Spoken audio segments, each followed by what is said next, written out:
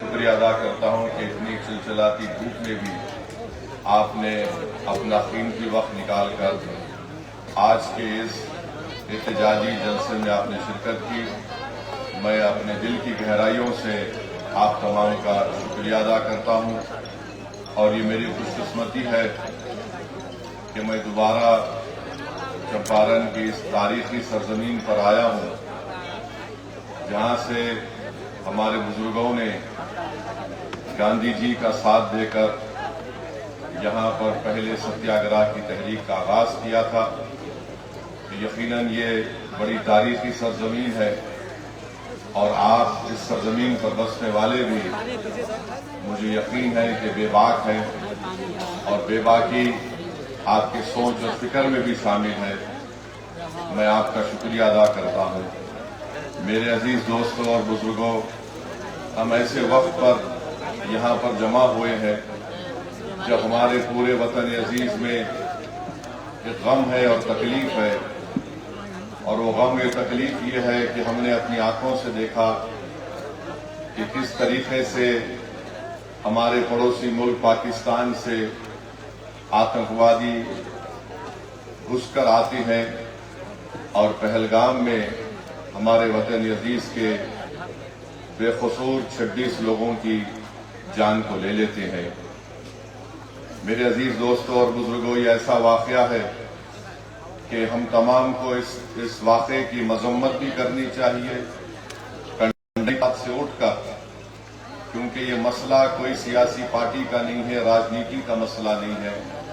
یہ مسئلہ ہمارے دیش کے ناگرکوں کا ہے، جن کو پاکستان سے آئے ہوئے آتنکوادیوں نے بے دردی کے ساتھ ان کا قتل کیا۔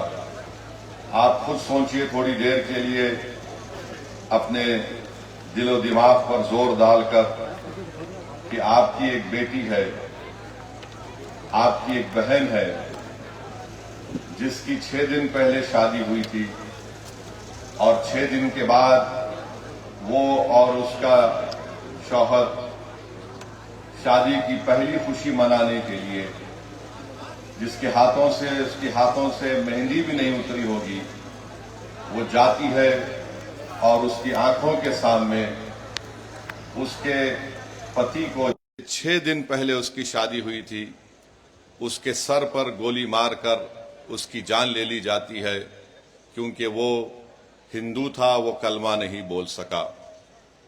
آپ اپنے دل و دماغ پر زور ڈال کر سوچئے کہ ہماری ایک بیٹی ہے جس کی 2 مہینے پہلے شادی ہوئی، اور وہ 2 مہینے کی شادی کے بعد جب پہلگام میں بیسرن میڈوز کو جاتی ہے، تو وہاں پر بھی اس کے آنکھوں کے سامنے اس کی پتی کو اس کے سر پر گولی مار دی جاتی ہے، اور وہ بیوہ ہماری بیٹی یہ کہتی ہے کہ جب میرے پتی کو گولی ماری گئی تو میں اس کے چہرے کو بھی نہیں دیکھ سکی برابر۔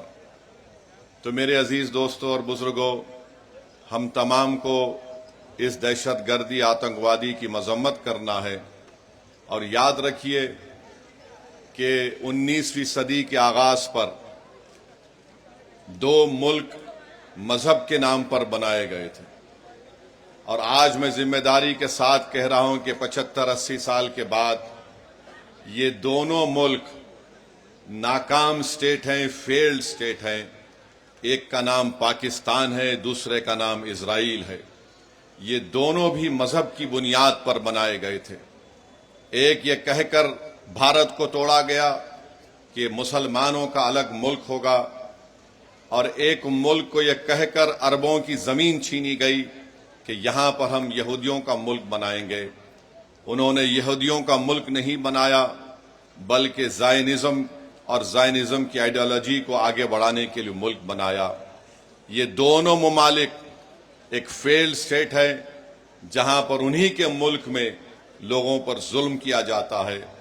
تو ہم امید کرتے ہیں کہ ہماری سرکار، اس دیش کے پردھان منتری، یہ جو آتنکوادی حملہ ہوا ہے، بزدلانہ حملہ ہوا ہے، وہ اس پر مؤثر کارروائی کریں گے، مرنے والوں کو وہ انصاف دلائیں گے، اور ہم امید کرتے ہیں کہ ہمیشہ کے لیے پاکستان سے جو آتنکوادی ہمارے دیش میں آ کر मासूम लोगों की जानें लेते हैं, चाहे वो हमारी बेटियां हों या फिर वर्दी पहनने वाले हमारे नौजवान बेटे हों।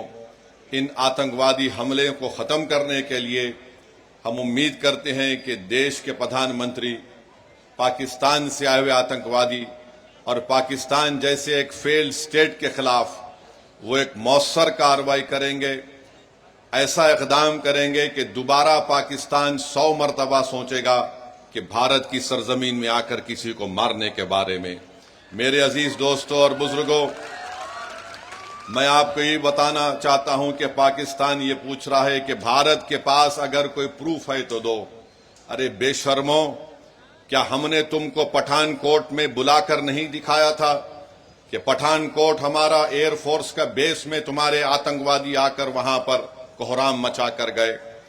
तुम्हारी लोग पाकिस्तान से आकर देखे, उसके बावजूद भी तुमने उन आतंकवादियों के खिलाफ कोई एक्शन नहीं लिया।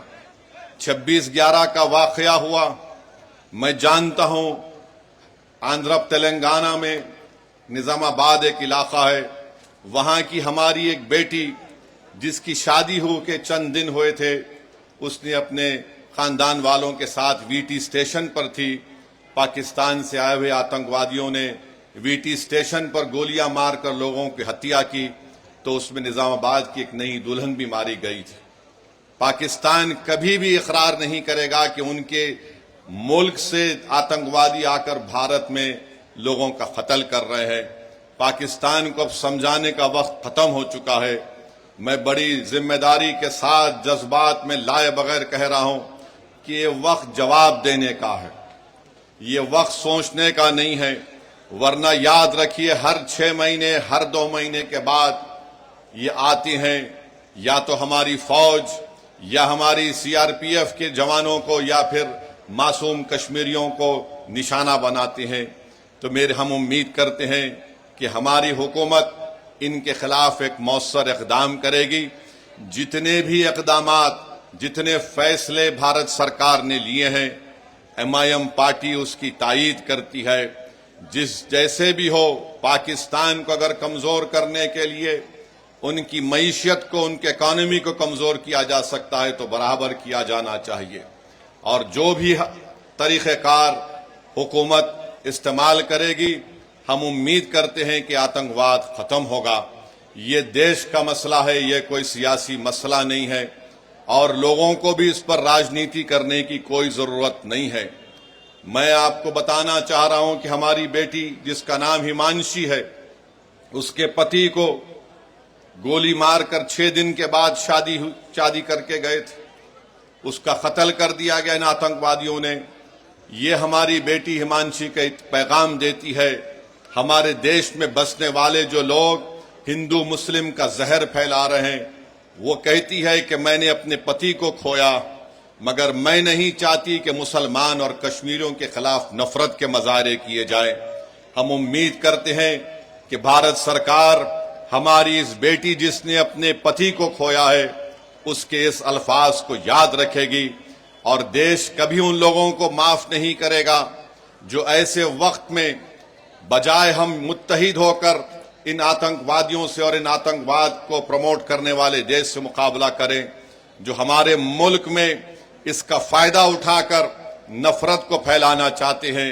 याद रखो, इस वक्त पर हमको नफरत नहीं, हमको अमन को और मोहब्बत को पैदा करना है, ताकि हम देश को मजबूत रख सकें।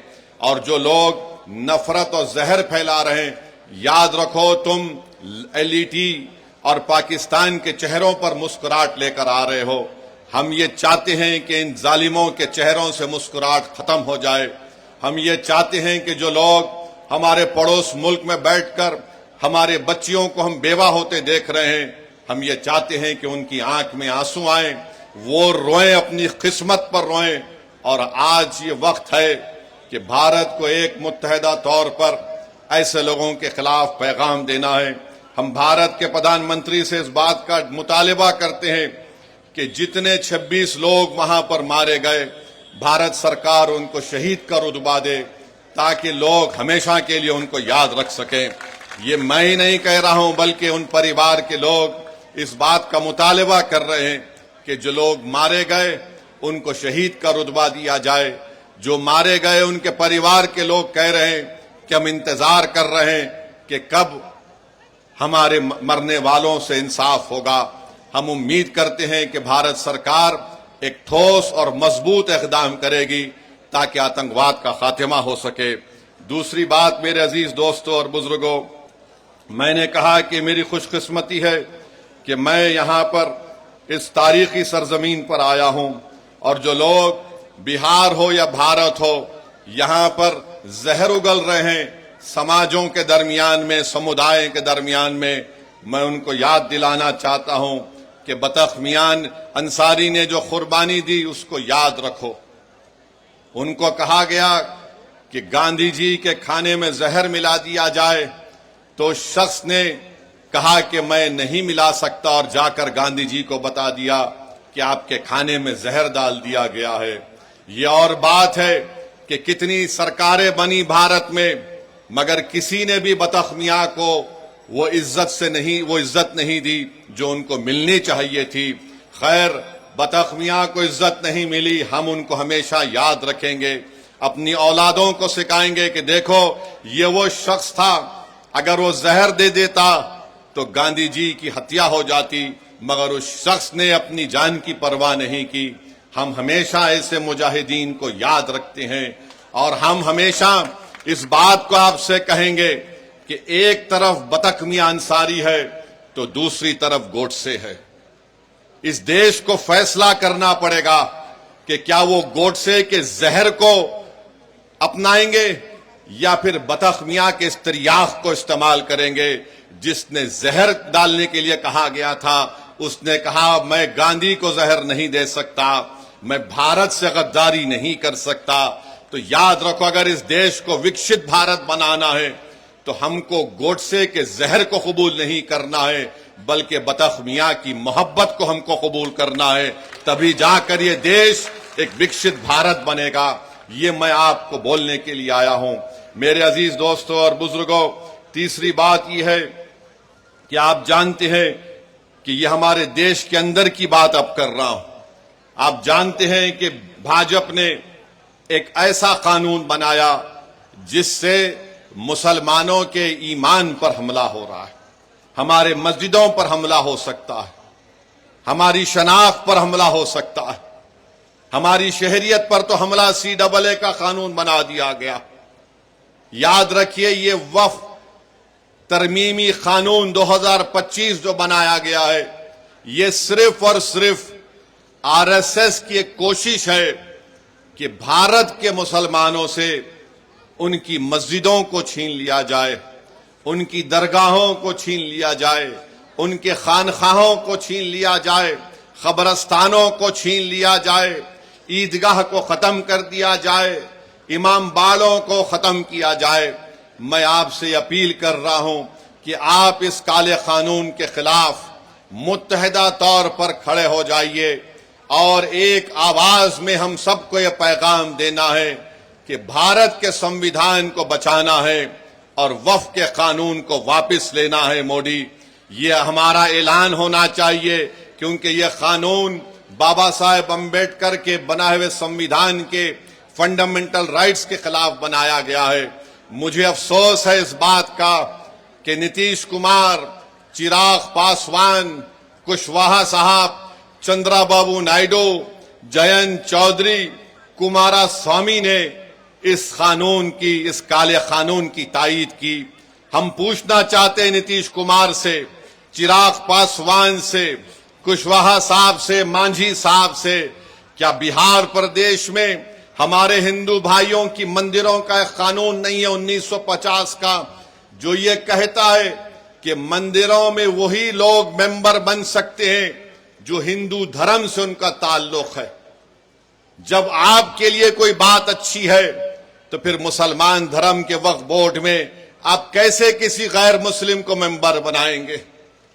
جب آپ قانون بنا دیے کہ کوئی ہندو سے صرف ہندو ہی ممبر بنے گا، تو پھر مسلم وقف بورڈ میں آپ کیسا قانون بنائے کہ غیر مسلم یہاں پر ممبر بنے گا؟ بنانے کی وجہ کیا ہے ہم کو بتاؤ آپ۔ مگر وجہ نہیں بتاتے ہیں۔ ارے اگر بودھ گایا میں صرف ہندو اور بودھ اس کے ممبر بن سکتے ہیں تو پھر بہار کے وقف بورڈ میں کیسے کوئی غیر مسلم ممبر بن سکتا ہے؟ بتاؤ ہم کو، سمجھاؤ ہم کو۔ تم سمجھا نہیں سکتے، تمہارے پاس کوئی دلیل نہیں ہے، تم صرف مسلمانوں سے نفرت کی بنیاد پر ایک کالا قانون بنائے ہو۔ تم وقف کی جائیدادوں کو لوٹنے کے لیے اس طرح